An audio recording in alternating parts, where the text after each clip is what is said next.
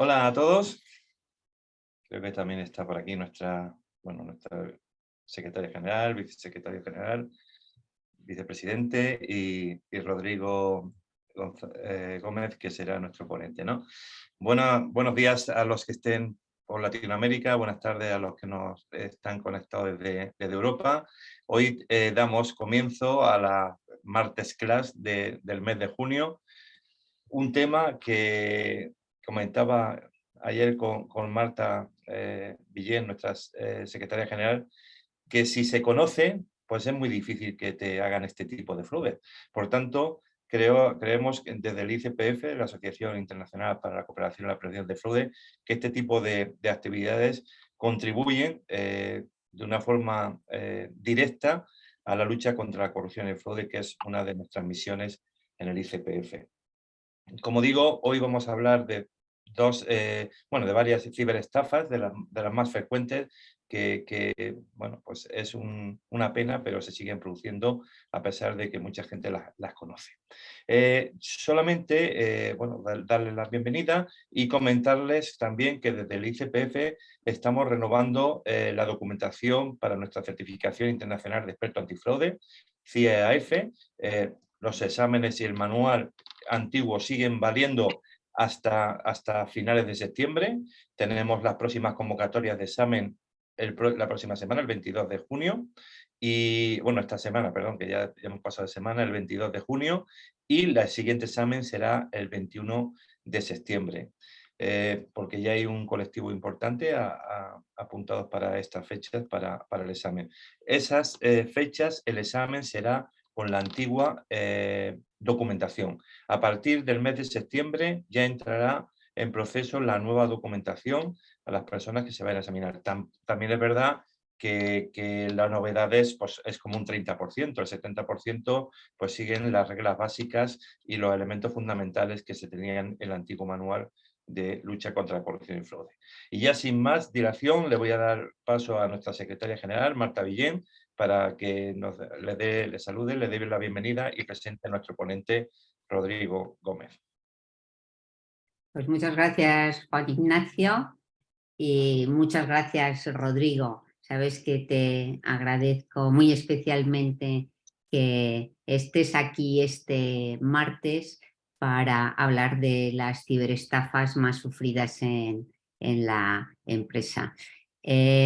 Rodrigo es, además de un excelente profesional, un muy buen amigo mío, así que estoy encantada de presentarle. Bueno, Rodrigo, desde que era muy pequeño, sintió siempre atracción por todo lo relacionado con la tecnología y muchos de los juguetes sufrieron de su curiosidad y porque tenía que saber cómo funcionaban, cosa que ha heredado su hija Sofía, que aunque todavía es muy pequeña, pues sigue los pasos de su padre. Bueno, Rodrigo estudió Computer Science en la San Luis University y es defensor de la buena connotación del concepto de hacker, que lo considera que está estrechamente relacionado con la inherente curiosidad humana y la satisfacción de todas las personas por el aprendizaje.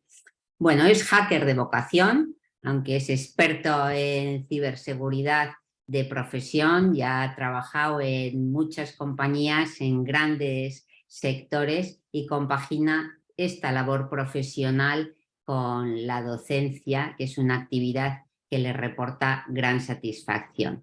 Conoce muy bien las ciberamenazas a las que están expuestas sectores como la banca, las aseguradoras, las operadoras de telecomunicaciones, donde, como os he dicho, ha trabajado en todas ellas y en muchos grupos en el ámbito de la ciberseguridad y la lucha contra el fraude, desarrollando labores de hacking ético, respuestas a incidentes, análisis forense y toda la prevención del fraude.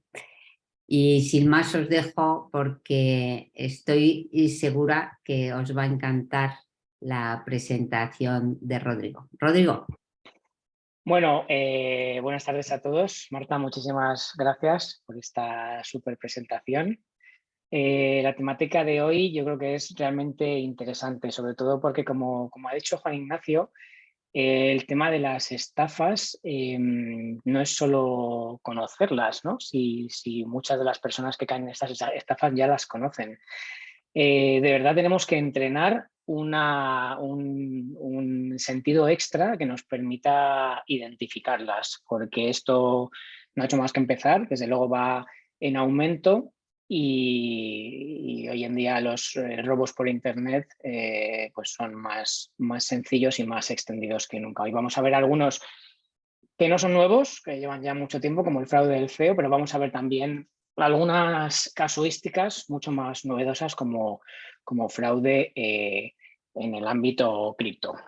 Vale, bueno, soy experto en seguridad, bueno, básicamente soy un apasionado de la ciberseguridad y he desarrollado mi labor profesional a lo largo de los pues últimos 25 años, no solo en departamentos de ciberseguridad, sino también en departamentos muy cercanos a la prevención del fraude y muy cercanos a la parte de compliance, porque al final pues es un área, la técnica, que no se queda solo ahí, sino que impacta en el resto de áreas.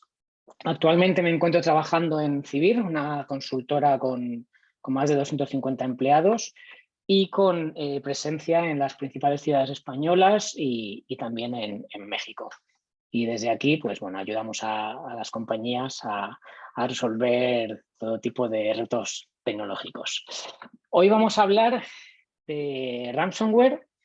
Vamos a hablar del fraude del CEO, de ataques de phishing, robo de identidad, que quizás es el gran olvidado, pero es de los más graves y de los más difíciles de reparar. Y también vamos a hablar de un montón de ciberestafas nuevas en el ámbito cripto. Veremos por qué el ámbito cripto sí es muy susceptible de ser un objetivo crucial para los defraudadores. Comenzamos con el ransomware porque desde luego es el principal de todos los ataques y de todas las amenazas que enfrentan las compañías. Tal vez el ransomware es el que más preocupa, el que más pérdidas genera y desde luego el que más trastorno puede ocasionar a las compañías. Es un fraude que desde luego no es nuevo, comienza en el año 2013 y 10 años después pues sigue a la orden del día y no solo eso, sino que está en total aumento. El ransomware es una forma de malware de rápido crecimiento que se introduce en el ordenador mediante cualquier tipo de técnica o de vector de ataque. Bloquea los datos de los objetivos y los cifra y pide un rescate a cambio, ¿no? A cambio de restablecer el acceso, a cambio de restablecer los datos, a cambio de descifrarlos. La Cybersecurity Ventures predice que el ransomware costará 10,5 billones de dólares anuales en 2025 y que en 2031 se producirá un ataque cada 2 segundos.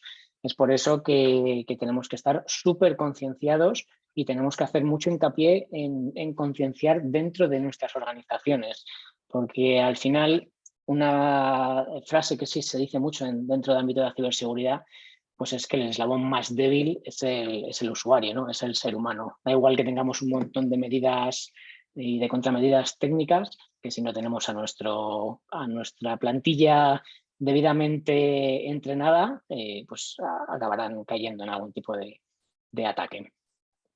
Vamos a hacer una revisión al informe Sophos, al último informe Sophos del año, de lo que llevamos del 2023, para que veamos un poco las cifras en cuanto al ransomware.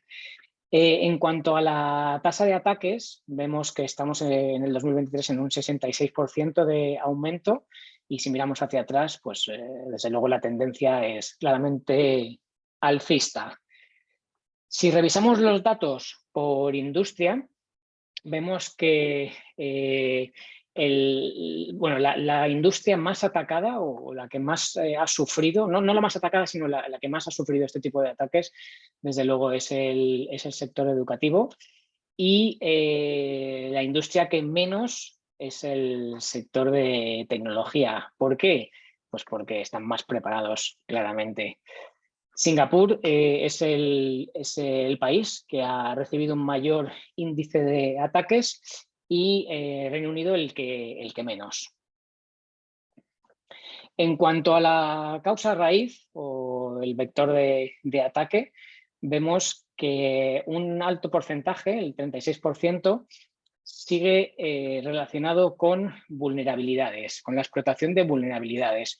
¿Cómo luchamos contra esto? Pues manteniendo los equipos actualizados y teniendo herramientas que nos permitan bloquear este tipo de ataques. Y desde luego teniendo, bueno, pues haciendo campañas de hacking ético dentro de nuestras compañías y tratando de encontrar aquellos fallos que permiten la entrada de un ataque efectivo, intentando localizarlos antes de que los localicen los malos. También un porcentaje muy alto, 29%, ha sido mediante cuentas de usuario comprometidas y después continuamos con un 18% que ha sido producido debido al envío de correos maliciosos. Y bueno, ya en menor medida, ataques de phishing, ataques de fuerza bruta y simplemente descargas. Tenemos un 1% de los ataques, hablamos de ataques efectivos, no recibidos, sino ataques que realmente han cifrado la información. Un 1%, un porcentaje más pequeñito, ha sido debido a simplemente a descargar archivos de Internet. En cuanto a la tasa de cifrado efectivo, esto contempla 3 valores. La información no ha sido cifrada, pero sí ha sido retenida, es el azul clarito.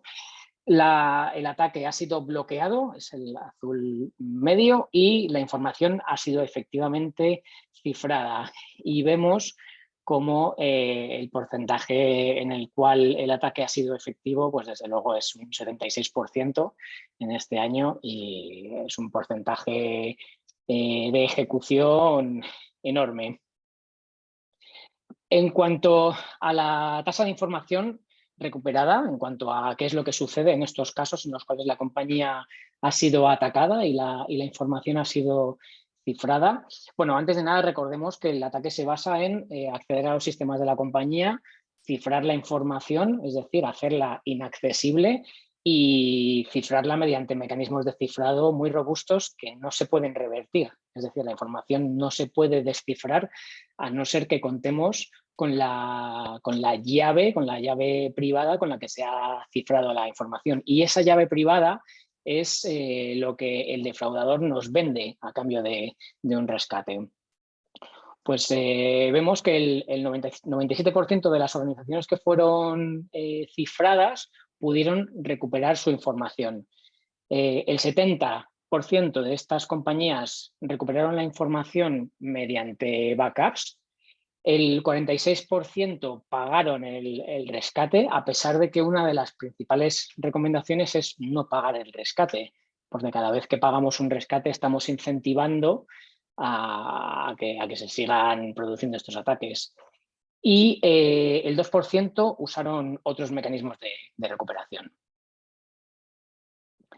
En cuanto al robo de información, observamos que el 30% de los ataques no solo les cifraron la información, sino que además les robaron la información. Esto quiere decir que la información después fue vendida en la dark web o comercializada de alguna manera. Luego, no solo es el bloqueo y el que nuestra compañía tenga que dejar de dar servicio porque tenemos la información inaccesible, sino que además luego nuestra información va a estar disponible al mejor postor. En cuanto al tiempo de recuperación, vemos que básicamente con respecto al año pasado los valores se mantienen muy parejos. El 14% de las compañías logró en 2022 recuperar la información en menos de un día y en 2023 fue el 8%. Las compañías que recuperaron su información a lo largo de una semana pues fueron un 39% en ambos años. Y las compañías que tardaron hasta un mes en recuperar pues fueron un 29%, las compañías que tardaron de 1 a 3 meses 18% y las compañías que tardaron de 3 a 6 meses un 6%. De 3 a 6 meses es ya, o sea, es un tiempo desde luego para una compañía, cada día cuenta muchísimo, es un tiempo crucial y es un tiempo que puede producir una cantidad de daño tremendo. Y por supuesto a nivel reputacional también, lo mismo. En cuanto al tiempo de recuperación por método de recuperación, pues bueno, hubo compañías que recuperaron la información mediante el pago del rescate y compañías que recuperaron la información mediante el uso de backup. Aquí también se mantienen bastante parejos los valores, siendo bueno, pues las compañías que pagaron el rescate y que recuperaron en menos de un día, de un 6%, y las compañías que recuperaron gracias a un backup de un 5%. De aquí, claramente, podemos deducir que es súper importante tener una buena política de backup. Esto lo veremos después porque hay una diapositiva en la que vamos a ver una serie de tips en cuanto a cómo prevenir, pero desde luego una buena política de backup es crucial. Un segundo, parece que se ha ido. Vale. Estoy abriendo el PowerPoint otra vez. Me ha dado algún tipo de fallo. Lo arreglamos rápidamente.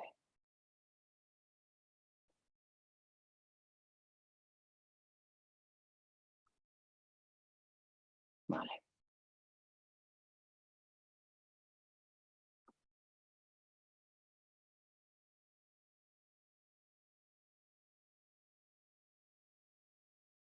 Vale, en cuanto a la tasa de empresas que fueron atacadas por países, bueno, pues vemos que lo mismo, los valores se mantienen bastante parejos. Puede parecer que el año 2022 se produjeron más ataques, pero en realidad si nos vamos hacia la parte derecha de la gráfica, vemos que ahí para el 2023 aumentan. Por lo tanto, más o menos unos valores muy similares y vemos que desde luego en Europa han aumentado bastante en el año 2023. En cuanto a casos reales, en 2017, bueno, de 2017 a 2018 se vivió uno de los principales casos de ransomware, que fue el WannaCry. WannaCry quiere decir quiero llorar en inglés y desde luego es una descripción perfecta de lo que sucede cuando nuestra compañía sufre este tipo de ataques, que nos bloquea la información y no somos capaces y nos quedamos sin poder trabajar y sin poder acceder a la información. Bueno, este ataque se expandió súper rápido. Ya, como he dicho, comenzó en 2017, afectó a 300.000 ordenadores en 150 países y exigía el pago de una cantidad bastante pequeña, ¿no? En Bitcoin exigía el pago de $300.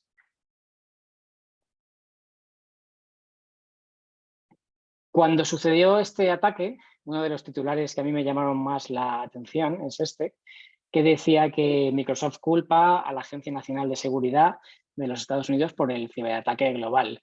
Claro, ¿por qué Microsoft culpaba a la NSA?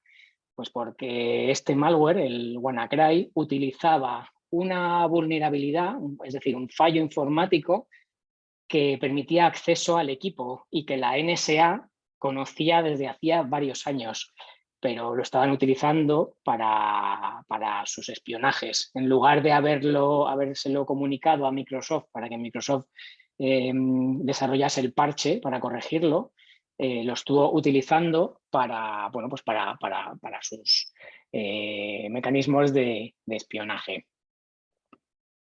Existe una página muy interesante que se llama No More Ransom, que es es una iniciativa de cooperación entre la Unidad de Crimen Tecnológico de la Policía de Países Bajos y Kaspersky, la Europol y fabricantes de antivirus también como McAfee. En esta página se recoge información acerca de cómo actuar en un caso de ransomware y también se contemplan herramientas que permiten el descifrado. La recomendación principal en este tipo de casos pues siempre es la misma, es no pagar. Pero lo cierto es que en la práctica las compañías terminan pagando. Es importante también que sepamos que el pagar por el rescate en muchos casos no nos garantiza que podamos recuperar la información, porque el hecho de poder recuperar la información va a depender de cómo de bueno técnicamente sea el atacante. Es decir, si el atacante, el que ha desarrollado este malware que infecta los equipos y cifra la información, no es demasiado bueno, ni siquiera él va a tener acceso a poder descifrar la información, porque cada vez que se cifra la información, por cada ordenador que se cifra, se utiliza en algunos casos se utiliza la misma clave, pero en la mayoría de los casos se utilizan claves diferentes. Entonces, si el desarrollador, el defraudador que ha desarrollado el malware no lo ha programado correctamente, no va a poder llevar ese control que se requiere para guardar la clave de cifrado de cada una de sus víctimas. Entonces, sí, siempre existen muchas probabilidades de que paguemos y aún así no obtengamos la clave para descifrar la información. En esta página, No More Ransomware, hay una serie de herramientas que sirven para descifrar la información en base a con qué tipo de ransomware se ha infectado. Y una de estas herramientas es la que permite identificar cuál es el ransomware con el cual nos han atacado.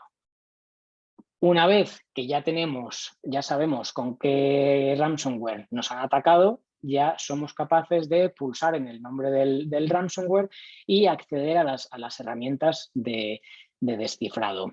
Estas herramientas, en muchos casos, se basan en que el desarrollador, el defraudador, el que ha hecho el ransomware, pues ha podido utilizar una única clave de cifrado y de descifrado. Entonces, cuando ha habido una empresa que ha pagado o ha accedido a esa clave de la manera que sea, lo comparte con toda la comunidad. Es decir, si yo he sido infectado por el ransomware Chaos y he conseguido acceder a esa clave de descifrado, la comparto aquí en este portal y entonces cualquier persona a la que vuelva a afectar este ransomware ya tiene la opción de descifrar la información sin necesidad de acceder al pago de ese rescate.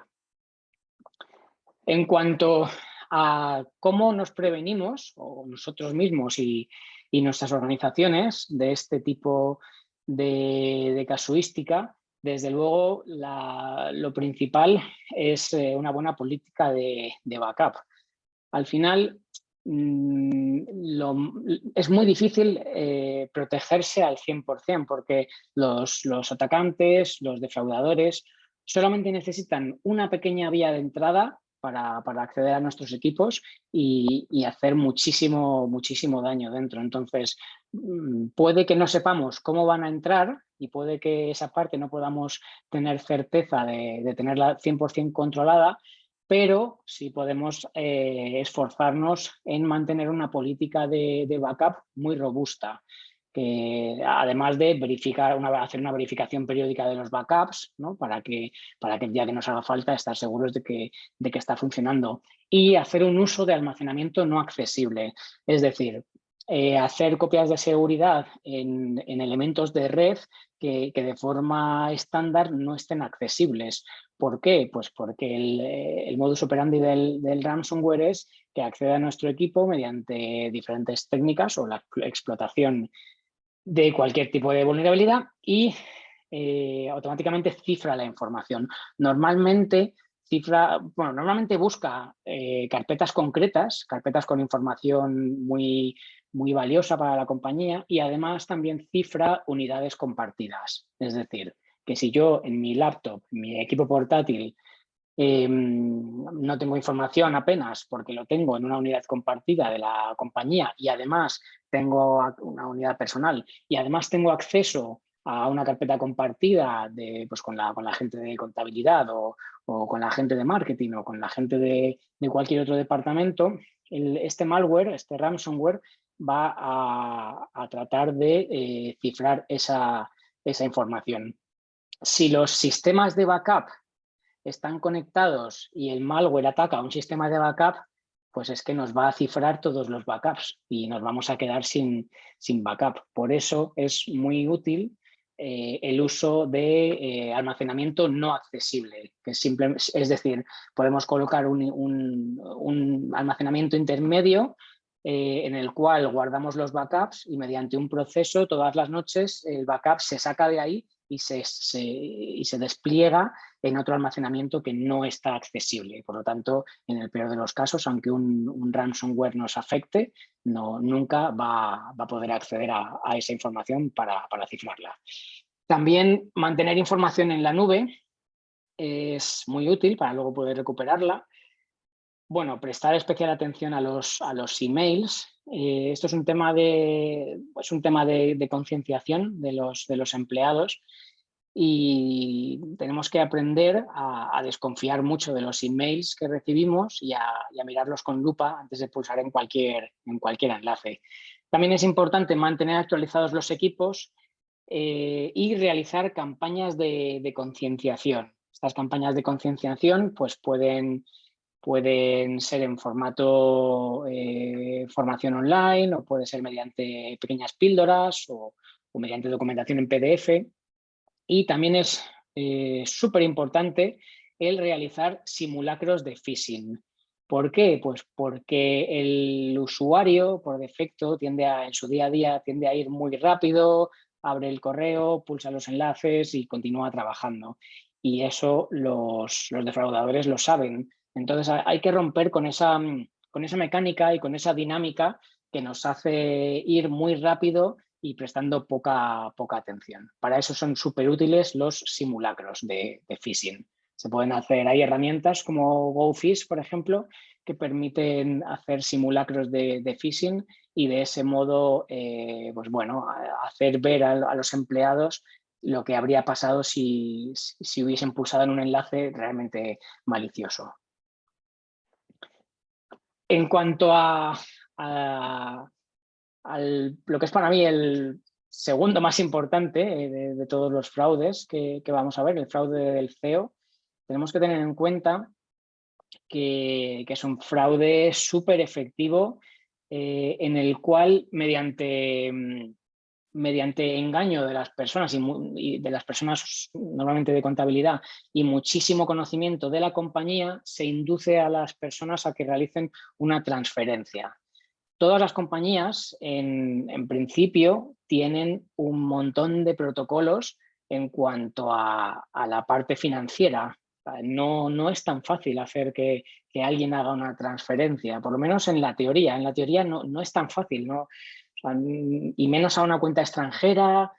Pero ¿qué sucede? Que todos estos protocolos se los saltan porque mediante el engaño se induce a la persona, a la víctima, se la induce a pensar que es una situación excepcional, ¿no? Como puede ser la adquisición de una compañía o cualquier otra situación similar que requiera de mucha discreción.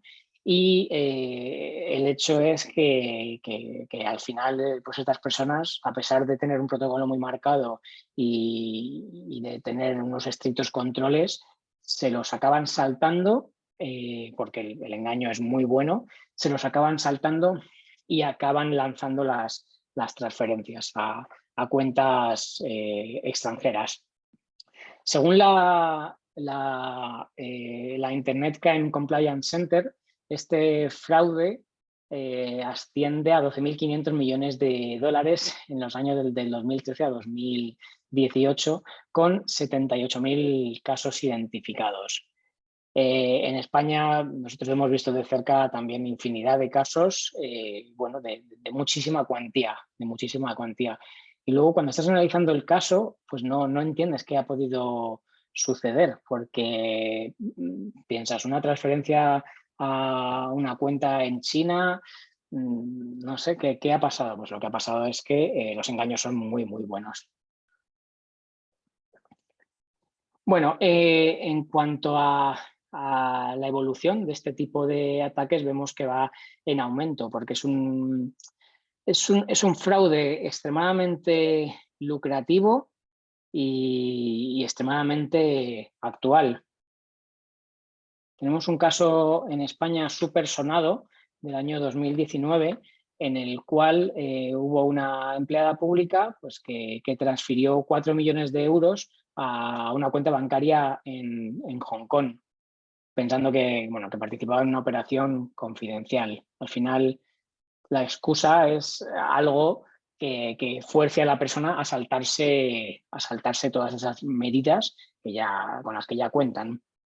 En este caso, la secuencia que siguieron los atacantes fue pues que esta persona recibió un correo del consejero de movilidad instándola a realizar una transferencia a Hong Kong.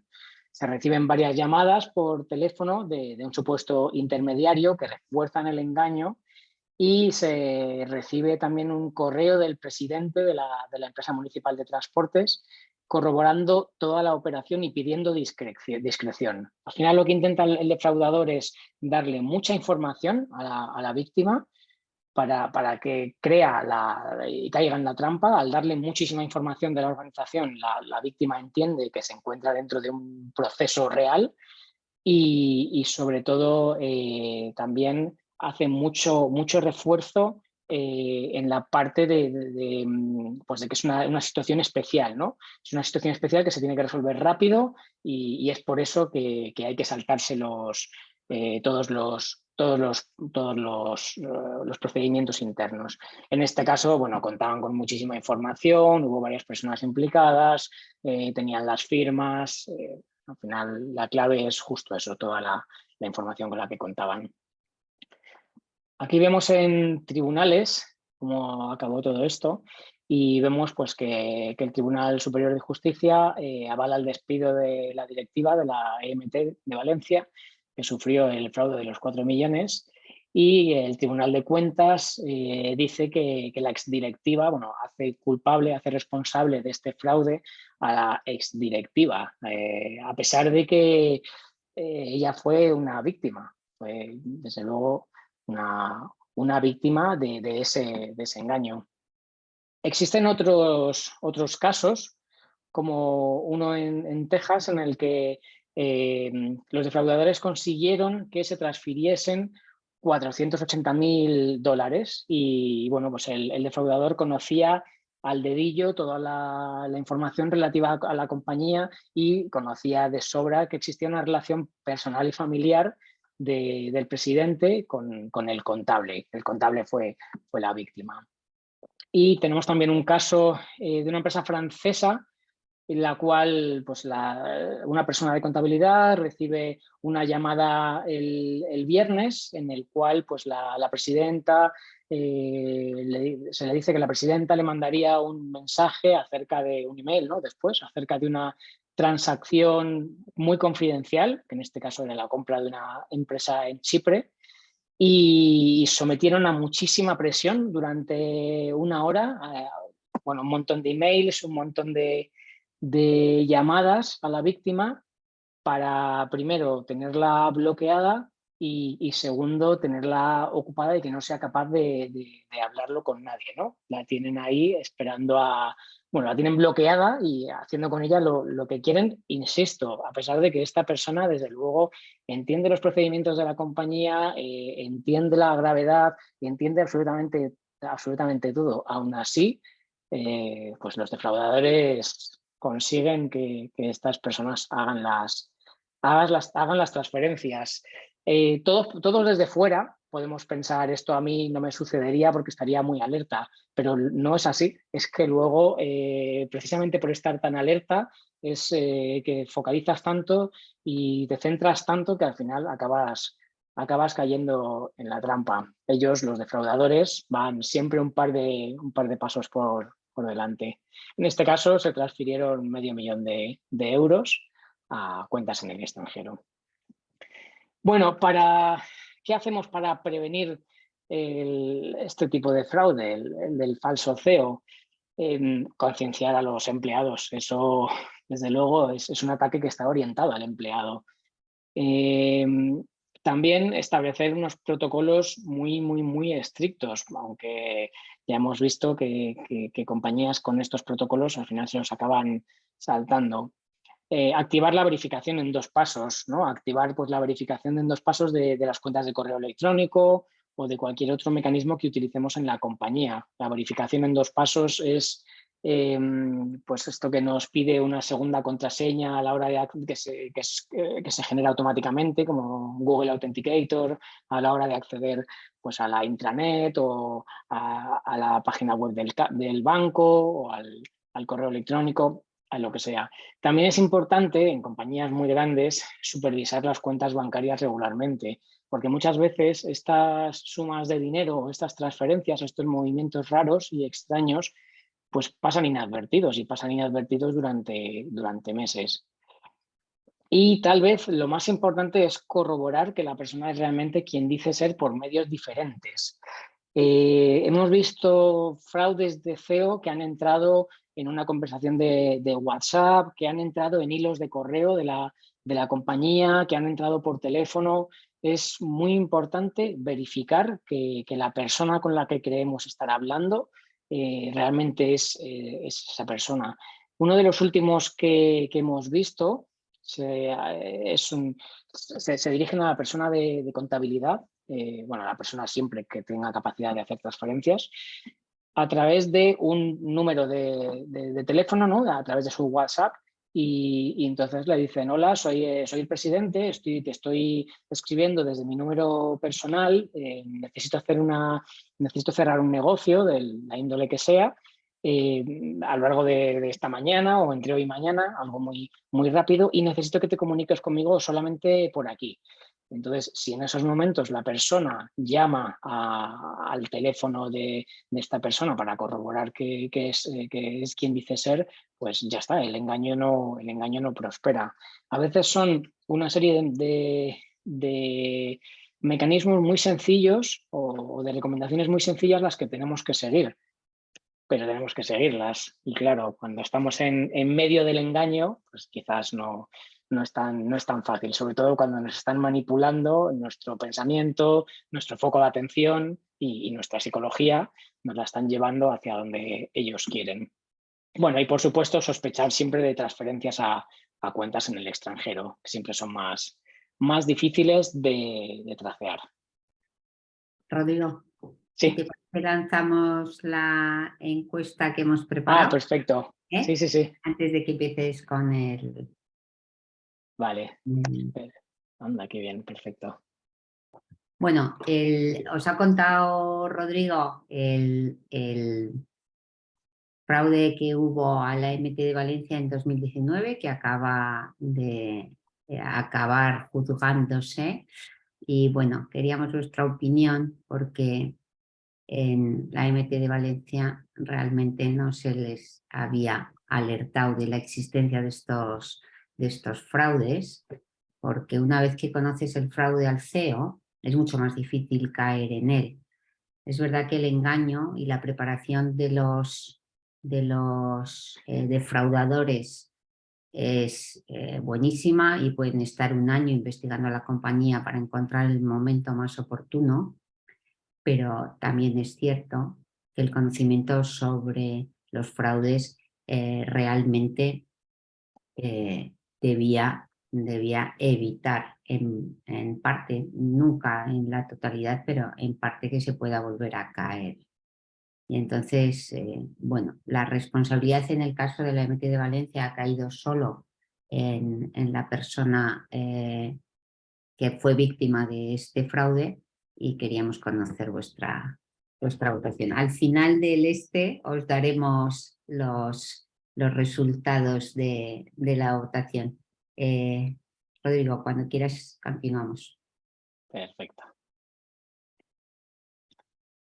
Vale, otro de los ataques más, o de las amenazas más importantes a las cuales se enfrentan las compañías son los ataques de phishing.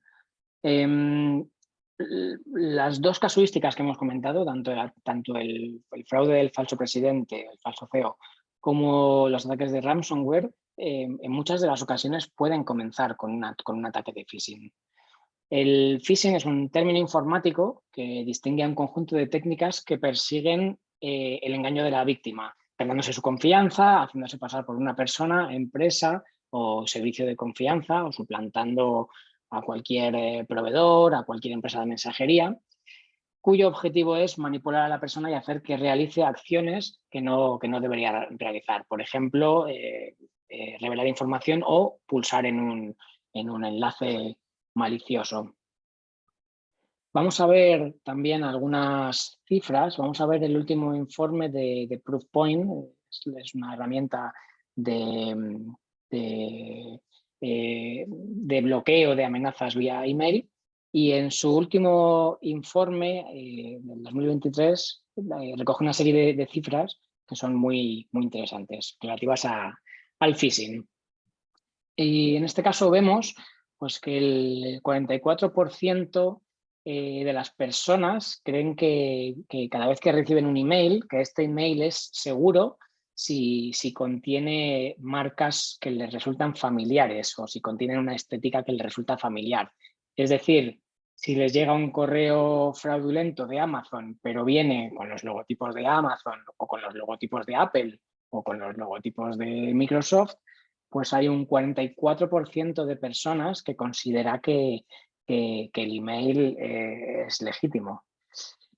En cuanto a los ataques, se reciben de forma diaria en nuestro móvil, se reciben entre 300.000 y 400.000 ataques diarios, existiendo picos de 600.000.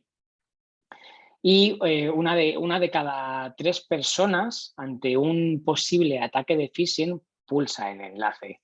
Es un porcentaje muy alto. El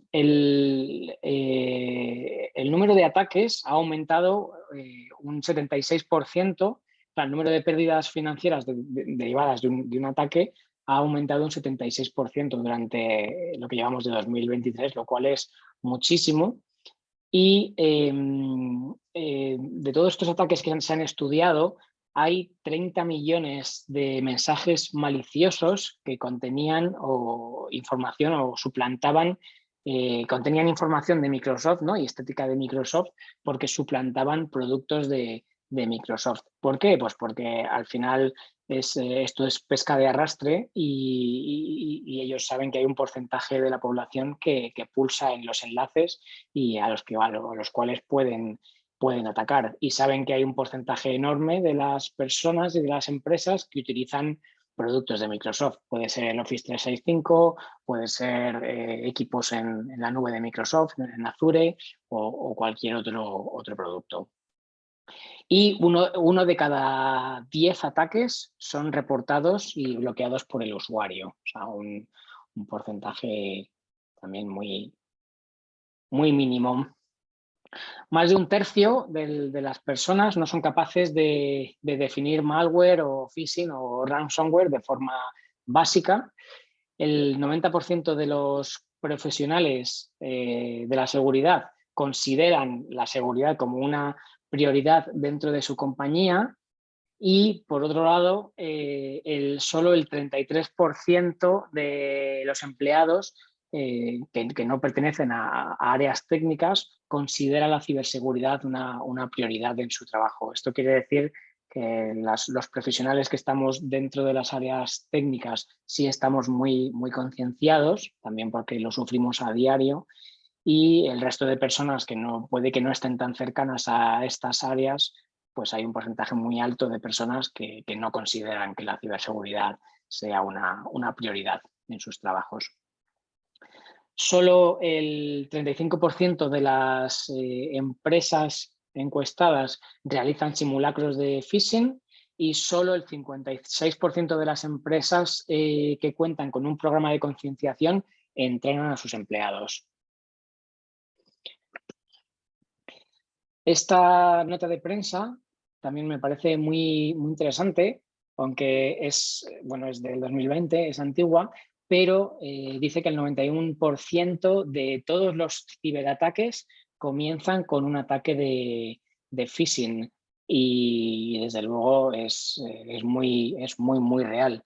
Y este es el motivo por el cual necesitamos prestar muchísima atención a los ataques de phishing y tenemos que realizar campañas de concienciación y tenemos que entrenarnos nosotros mismos y a nuestros empleados tenemos que concienciarlos en manejar el email de una forma diferente, no tan automática, sino en desconfiar de cada correo que recibimos.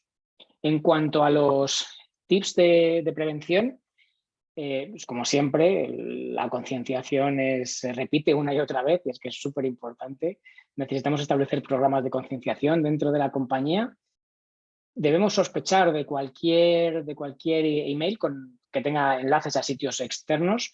No debemos pulsar en ningún enlace sin verificarlo. ¿Cómo podemos verificarlo? Pues pasando el ratón por encima. Una vez que pasamos el ratón por encima, vamos a ver a dónde apunta ese enlace y ya vemos si es legítimo o no. Aunque a veces los ataques de phishing están muy bien hechos, lo cierto es que por lo general son fáciles de identificar porque tienen también mala redacción, están mal escritos, tienen faltas de ortografía y desde luego tienen enlaces a sitios externos que no son lo que dicen ser. Bueno, vamos a ver el robo de identidad. El robo de identidad tal vez es de los más dañinos, no solo a nivel empresarial, sino también a nivel particular. Y sobre todo es de los más complicados de solucionar y de revertir una vez se ha sufrido. El robo de identidad o usurpación de identidad es la apropiación de la identidad de una persona. Es decir, hacerse pasar por esa persona, asumir su identidad ante otras personas en público o en privado para acceder a ciertos recursos, la obtención de créditos y otros beneficios en nombre de esa persona. España es el país de la Unión Europea con más víctimas de robo de identidad en este último año, según el Eurostat, lo cual es muy preocupante. Y es tan preocupante que, desde luego, las entidades financieras, cualquiera que esté en una entidad financiera sabe de la importancia de este tipo de ataque que sufren las personas porque a diario lidian con el hecho de que se han pedido créditos a nombre de personas sin ser esas personas, ¿no? Y aquí tenemos un tuit de la Policía Nacional en España en el cual se recuerda la importancia y el valor de nuestro documento nacional de identidad. Y nos muestran una serie de recetas en cuanto a cómo compartir esa información.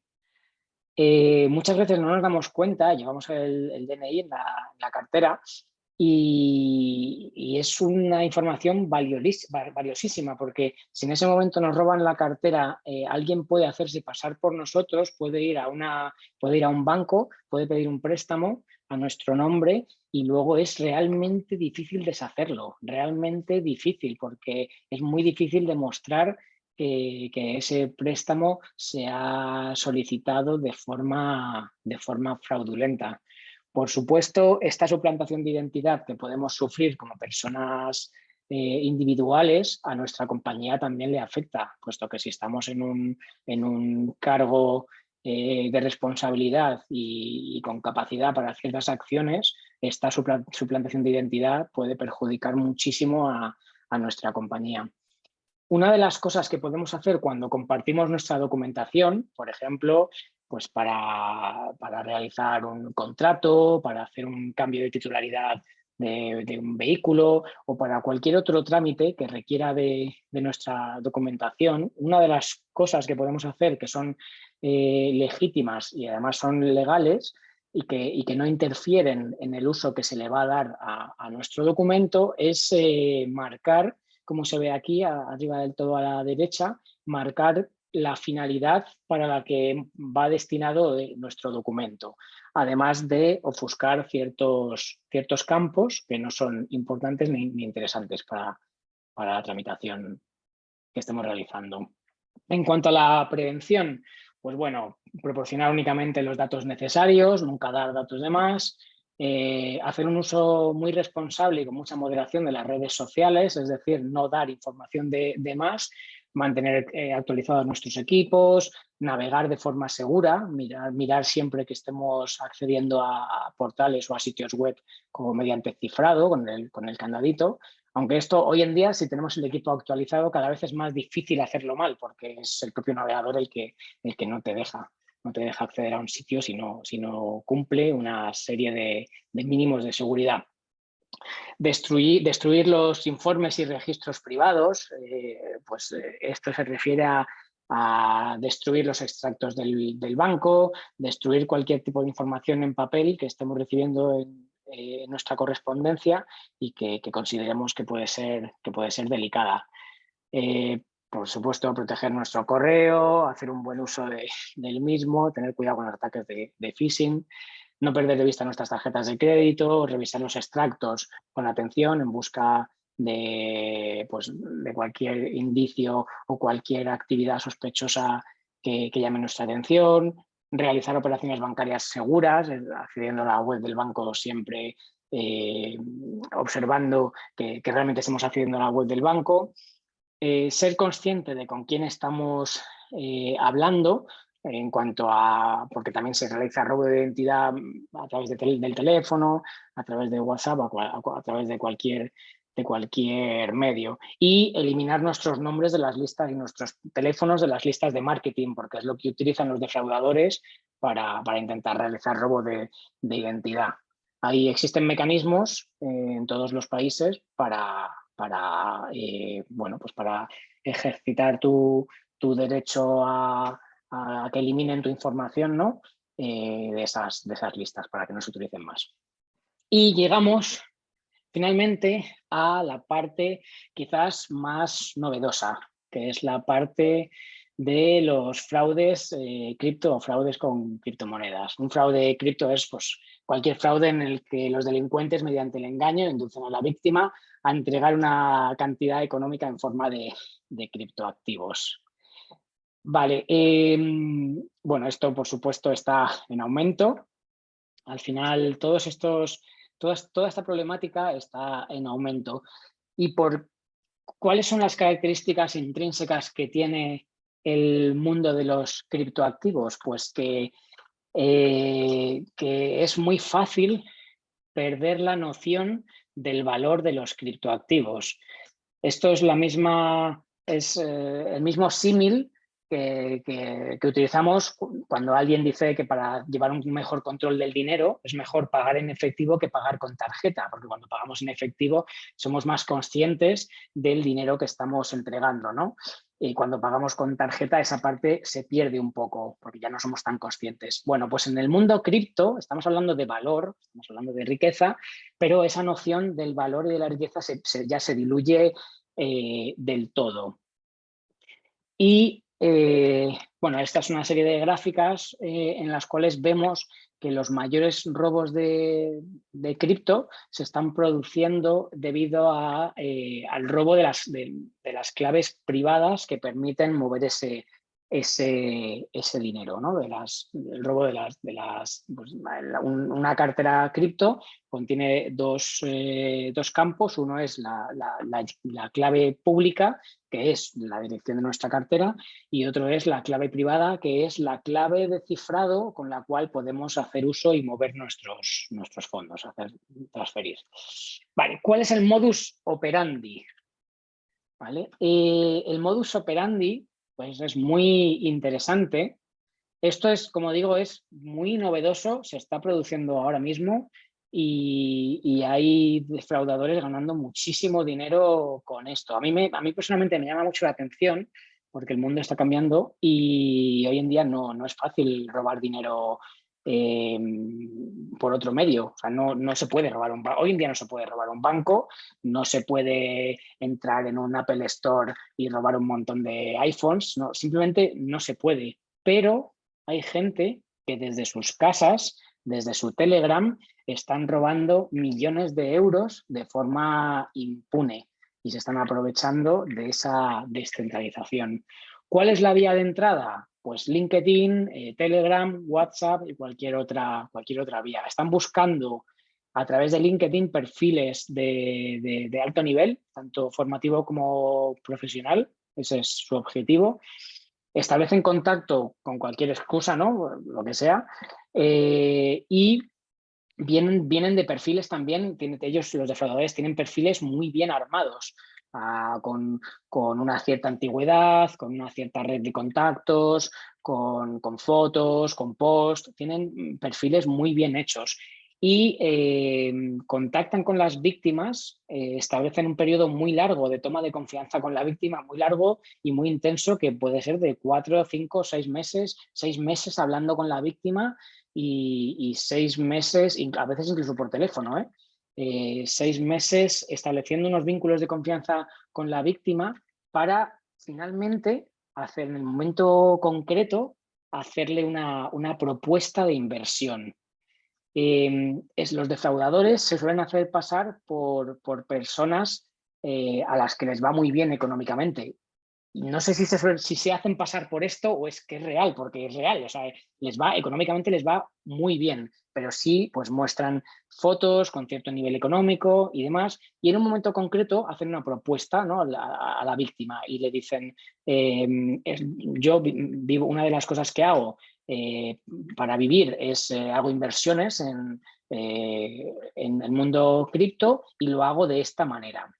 Vale, el de esta manera quiere decir que lo hacen a través de un exchange concreto, de un mercado de intercambio concreto. Entonces, inducen a la víctima a que metan dinero, a que hagan una prueba, primero pequeña, en este mercado, en este exchange falso que controlan. Y después, una vez que la víctima ha metido dinero, puede meter una cantidad pequeña, ve que gana, sigue las instrucciones del defraudador, ve que gana dinero y el defraudador le permite que saque el dinero. O sea, realmente tiene una ganancia económica, esperando a que después se produzca una inversión mayor. Y es en ese momento cuando el defraudador ya no le permite sacar el dinero del exchange, de esta plataforma de inversión. Claro, ¿qué están haciendo? Están derivando la responsabilidad. Yo, después de 6 meses hablando contigo, soy una persona normal, hemos hablado de todo tipo de cosas y te digo que una de las cosas que yo hago para ganarme la vida es invertir en criptoactivos y que lo hago de esta manera.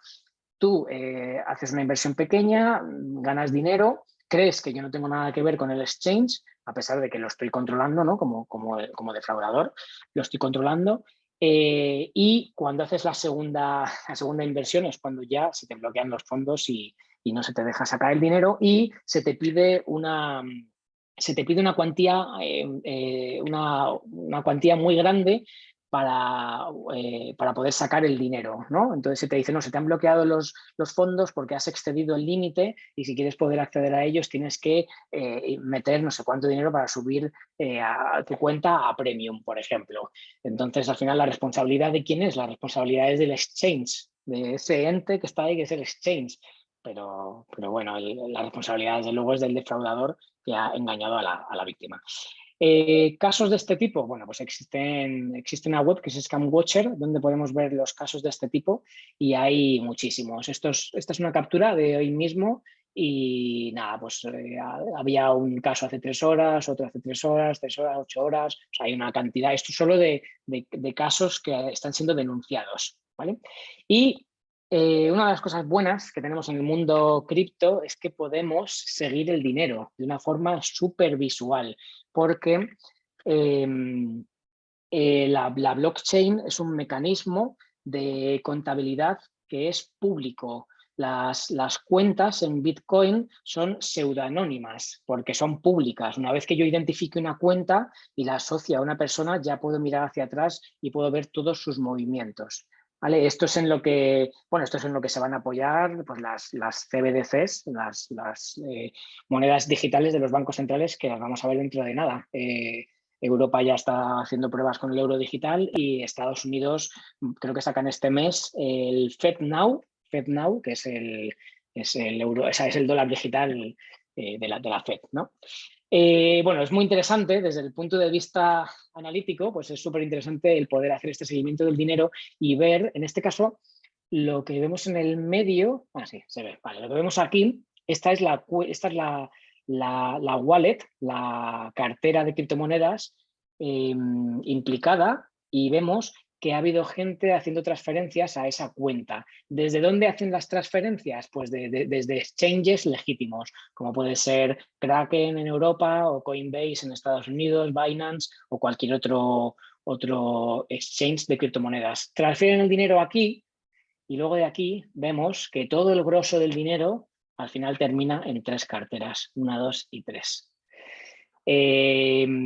Bueno, esto es muy interesante de cara a, bueno, a no caer en una estafa de este tipo y también de cara a investigarlo. También hay que tener mucho cuidado con este mundo cripto, y aquí vemos una de las noticias que también me han llamado más la atención, y fue que hace unos años en Madrid al creador de Twenty pues lo secuestraron en su casa de Madrid y lo estuvieron torturando para que entregase pues un montón de bitcoins, que eran decenas de millones. ¿Vale? Por lo tanto, también es un tema de seguridad física. Pero ¿qué pasa? Que al final es lo que comentábamos antes. La gente pierde esa noción de valor cuando a criptoactivos se refieren. Y la gente nos lo comenta. Supongo que esta persona lo comentaría que compró Bitcoin cuando era muy barato y que tenía un montón de decenas de millones. Alguien lo oyó y bueno, pues se encontró con este problema. Vamos a ver los tips en cuanto a prevención de estos fraudes en el mundo cripto. Bueno, proteger las claves privadas, desde luego. Bueno, yo creo que he puesto discreción de los últimos, creo que tendría que estar el primero, ¿vale? Desde luego, lo primero es la discreción, porque nadie va por ahí diciendo el dinero que tiene en el banco, y sin embargo la gente con las criptomonedas se salta esa barrera, pierde ese miedo y sí que lo dicen tengo tantos bitcoins o tengo tantos ethereums o lo que sea. ¿Por qué? Pues porque se pierde el valor, ¿no? Se le pierde el valor. Hacer uso de carteras hardware, desconfiar y desconfiar, claro, siempre desconfiar, y desconfiar de los emails, desconfiar de cualquier llamada rara, etcétera. Mantener los dispositivos actualizados, al final son tips de seguridad que se pueden aplicar a cualquier tema tecnológico. Valorar de forma efectiva, o sea, entender el valor que tienen y no menospreciarlo. Y pues lo mismo, también realizar campañas de concienciación dentro de las compañías. Quizás esto en Europa, pues dentro de la compañía no afecte demasiado. O sea, en El Salvador, donde Bitcoin ya es una moneda oficial y donde se pueden pagar los impuestos en Bitcoin y las compañías pueden realizar cualquier tipo de intercambio comercial en Bitcoin, desde luego es muchísimo más importante. Y a medida que haya otros países que adopten o no, pues también tendrán que tenerlo en cuenta las compañías.